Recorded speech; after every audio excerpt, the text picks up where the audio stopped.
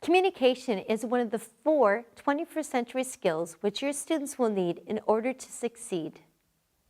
When looking to develop a student's ability to communicate, teachers usually focus on the student's ability to speak and write.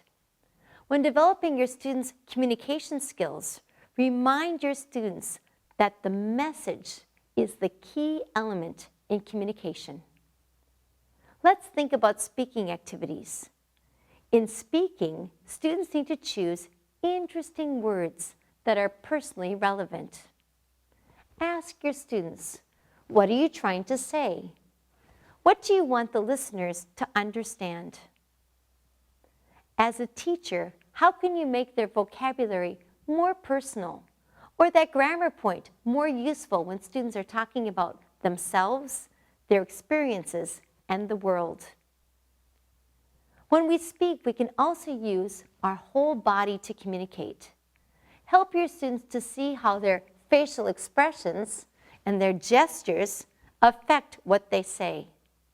There are many drama games that help students to be more aware of the way they're moving and communicating. Give students some examples of some different kinds of facial expressions and gestures. Ask students, what are you trying to say when you stand like this? Or like this?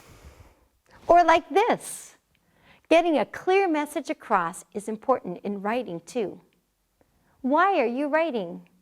Who's going to read it? It's not enough to simply practice new vocabulary and grammar paradigms. Students need to focus on the message through their words, their facial expressions, their gestures, and their writing.